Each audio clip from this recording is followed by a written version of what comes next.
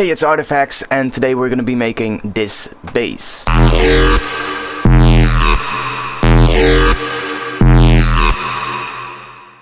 that's pretty awesome. Now it's made only with FM synthesis, and it's done with operator. Now before I'm gonna get into that, you might notice that I have a completely different look on my Ableton. This is actually a dark Ableton Live skin that I found, and I've been looking for one that looks good on the eyes without actually losing these grid lines, because a lot of these dark skins you can't really see the grid lines anymore. I have to say I like this one. It looks good, and it's definitely better to work on this one during the evening hours because I just can't stand the bright colors of the default Ableton Live color scheme. I don't know why, I just prefer to have things a little bit darker. So let's get to it. The sound is made in operator, and pretty much the entire core part of the sound is done with operator. All the effects are just there to taste and are just pretty much compressing it and adding some ambience. So I can show you how I made this, and it's actually pretty simple. I started off with just a square wave, and that square wave is, let's see, there's no envelope on it, I think. No, it's just a default envelope, I think, for all of the, yeah, all four waveforms are just using the default envelope, so there's nothing going on in terms of the amplitude modulation. It's just there, you know, when I hit a note, it's just there. You're gonna hear a square wave. I'm feeding into that operator B, and you can see operator B, it's set to a sine wave, so that's just a normal sine, and it's set to a coarse value of 10, so that's really high in pitch. And what I'm doing is, if we look at the automation lanes, this first automation lane, the bottom one, that one is actually controlling the level of that second operator. So during these parts, you can see right here and right here at the start, we don't get anything of that second operator feeding into the first one. So, well, what this operator is gonna do, I can probably show you. Let me get an operator. I had a square, something like that, and then I had a sine with a coarse value of 10. So when I bring that up, we're gonna get that high-pitched kind of sound.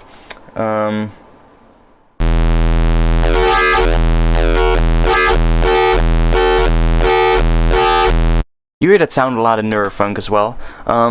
So that's basically what I'm doing here. I'm just automating that level, so it basically just opens up over time and drops back down a little bit, and this one is just going up.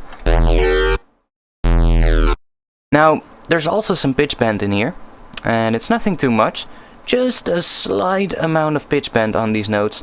I feel it kind of like changes the sound a little bit when you bend in pitch, and sometimes it can sound really awful, but sometimes it definitely sounds awesome. So on this one, right in the end, just going upwards just made it sound a little bit different, and I think that's pretty cool to do. You know, if you want to make your sounds more original, it's these really small changes that make that sound more special, you know, because without it, it's just gonna sound like that.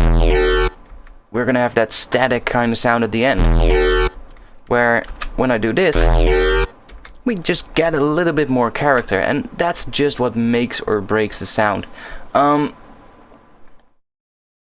So yeah, I'm just automating that level. You can see it moving around here. That's just what I'm doing. Into that, I'm feeding operator C, and this is just a sol wave. Yeah, this is a sol wave, and it's again set to a coarse value of 1. So this is just gonna dirty up that high-pitched part.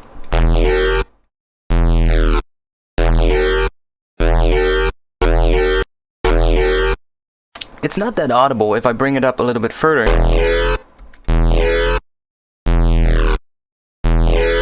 You're gonna hear what it does. I kind of like had it really low in the mix, just adding a little bit of I don't know, a dirty sound to that higher part. So if we look at the routing right now, you can see I'm using the second routing option. This means that operator B is controlling the frequency of operator A, but then again operator C and D are both controlling the frequency of operator B. So we had that C operator which is just dirtying up that high-pitched kind of sound, but I wanted to add something more to it to kind of like change it up even more. And what I did is I added a fourth operator, and this one is set to a coarse value of 18, so that's really high. And again, I'm just automating this, so it's this second automation lane, and I'm automating that slightly different from the first one, and it's just gonna add even more high end to this sound. You can hear it especially on the second one. If I turn it off, kind of like sounds like that. And if I turn it on, you kind of like hear that crispy high end in the sound because of that operator, so that's pretty cool. I've also brought the spread up to 10%, so that's just up a little. We'll add a little bit of stereo separation to it and really give it a little bit more stereo width. Then I decided to add a filter, and this is just a low pass filter, and the low pass filter, the cutoff again is being automated by this automation lane, and you can see I'm moving it down, and then I'm moving it back up, and it's dropping down, and this one is just starting down, going up in a linear kind of shape. So without the filter we had that, and with the filter now you can hear it also becomes slightly louder, and that is because I've used the MS2 filter mode. Now what that is going to do, it's going to enable the filter drive, and that filter drive kind of like adds a little bit of saturation to the filter, brings up the sound, brings up the level of it, so it becomes louder, but when it reaches 0 dB it will actually be chopped off, so it will basically just be squashed down so that it won't go over 0 dB with that filter.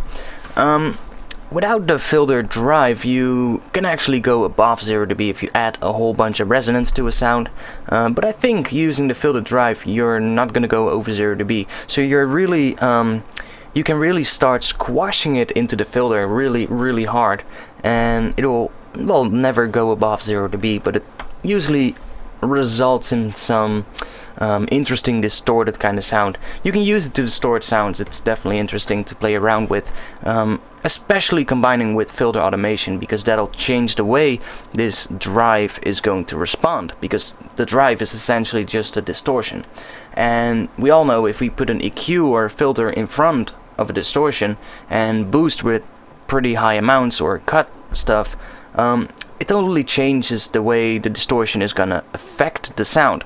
So the same thing is going on here. You're just adding that filter, and after the filter there's a somehow a distortion kind of thing, and that is just gonna respond to what the filter is doing. Now I've also enabled the hard shaper, and that's just gonna add a little bit more distortion to it.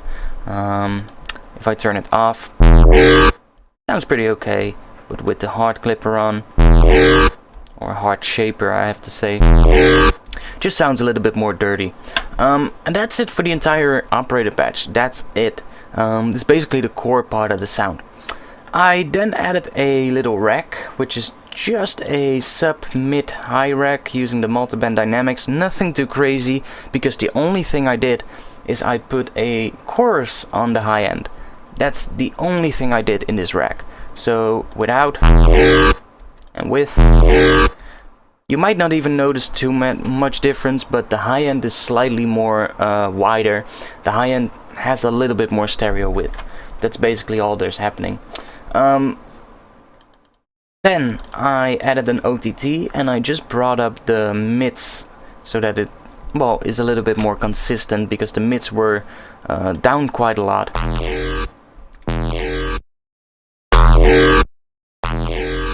Now this completely squashes the sound, but we also lose a lot of volume, so I then decided to add a reverb just to fill in a little bit of the gaps and to give it some ambience. Now I'm high cutting and low cutting this reverb, using this particular graph, and the dry wet is set to about 34%. The decay time is about 2 seconds. Everything else is pretty much the default setting. And then afterwards I added these 2 glue compressors, and these are just there to bring the volume up.